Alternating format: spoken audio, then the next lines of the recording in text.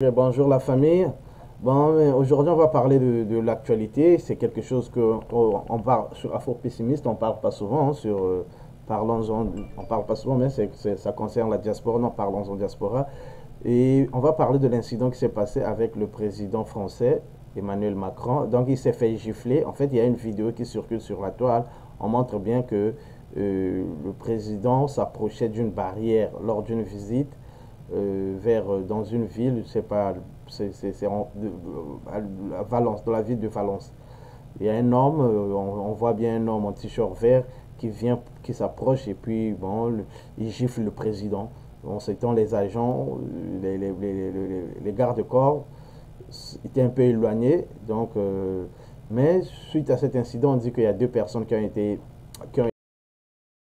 Macron a été agressé physiquement dans la Drôme, alors qu'il venait de terminer la visite du lycée hôtelier de Tain-l'Hermitage. Le président français s'est dirigé vers un groupe de personnes pour les saluer, et c'est là qu'un homme lui a donné une gifle en criant « Montjoie-Saint-Denis, à bas la Macronie ». Emmanuel Macron a été mis en retrait et les gardes du corps et la gendarmerie se sont jetés sur l'agresseur. Montjoie-Saint-Denis, un ancien cri de guerre des rois de France, est devenu l'un des symboles des royalistes. Jean Castex à l'Assemblée nationale. été arrêté et il y a des donc il y a une en fait l'homme a crié à bas la Macronie. Pourquoi il y a cette en fait ce qu'il faut savoir c'est que depuis un temps il y a une montée en puissance, il y a des nationaux, il y a des Français, il y a beaucoup qui sont maintenant contre la politique d'Emmanuel Macron.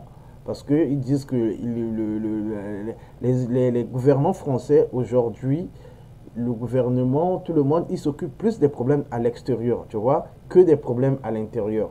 Il y a beaucoup de problèmes de chômage, il y a des problèmes de retraite en France, mais les dirigeants français, c'est comme si tout ce qui les intéresse, c'est comment recoloniser l'Afrique.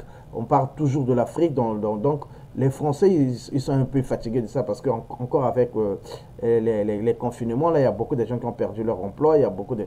Donc, il y a un grand mouvement de ras-le-bol en France. Et là, on dit que l'identité de la personne n'est pas encore claire. En fait, c'est clair, mais c'est qu'on on veut pas parler de ça maintenant parce que on sait que la personne n'est pas seule. On a vu aussi récemment dans des tribunes, il y avait un match, ça peut être Paris Saint-Germain, les gens criaient à bas Macron, on va te cogner. Donc c'était quelque chose un peu que les gens se préparaient déjà, quoi. Ok. Bon, maintenant, qu'est-ce qu'il faut retenir à ça? C'est que la France doit faire vraiment, que ce soit la France ou bien les dirigeants français, ils doivent faire un mea culpa. Tout ce qu'ils font à l'étranger, surtout en Afrique, va toujours avoir des répercussions sur la politique interne française. Okay? Donc, tant qu'eux, ils vont nous exploiter et tant qu'ils vont avoir une politique négative envers l'Afrique, il y aura des problèmes comme ça, il y aura des problèmes comme ça. Okay? Mais là, on en sait aussi, il y a des gens qui sont en train aussi de dire que la sécurité n'a pas été vraiment bonne, quoi, que les gardes-corps, ils ne devaient pas être laissés le président aller proche comme ça, ou bien ils devaient... Ok, mais le mal est fait. C'est pas le premier président qui a été giflé. Je pense que c'est un rituel en France. Hollande aussi a reçu une gifle comme ça, il me semble. Sarkozy dans un truc avec les fermiers. Je l'ai vu aussi, il y a un fermier qui avait giflé Sarkozy. Donc, c'est quelque chose qui arrive souvent en France, quoi. Mais bon, c'est que ça va de pire en pire. Okay? Malgré ça, il y a des dirigeants français, il y a bon, les gens de... Parce qu'ils savent, les gens de la gauche française comme Mélenchon ou bien Marine Le Pen, ils savent que c'est leur gars.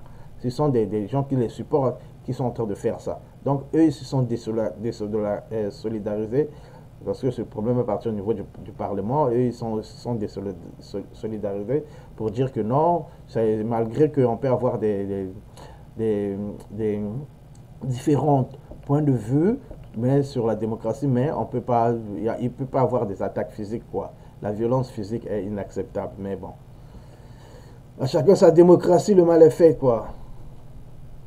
Donc c'est c'est que la France doit faire très attention de regarder bien sa politique, se concentrer sur les problèmes si vraiment on veut aider les Européens, les Africains, c'est d'aller voir, vraiment faire des choses, c'est facile. Faire des choses pour que le quotidien des Africains, c'est pas pour envoyer les militaires, tout ça. Faire les choses pour aider les populations.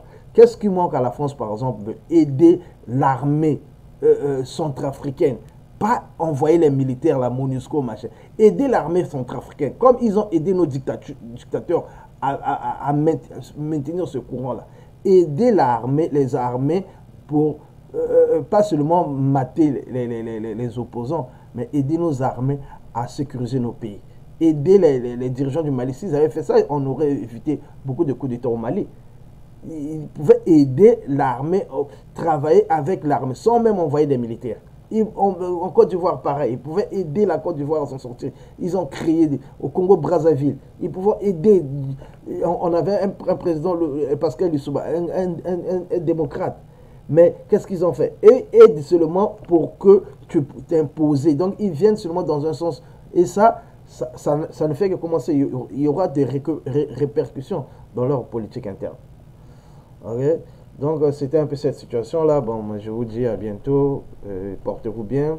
Donc, suivez toujours Parlons-en Diaspora sur Spotify. Suivez-nous sur Apple Podcast. Oh, c'était le Dr Geoffroy Baudelaire-Empire. Je vous dis bye.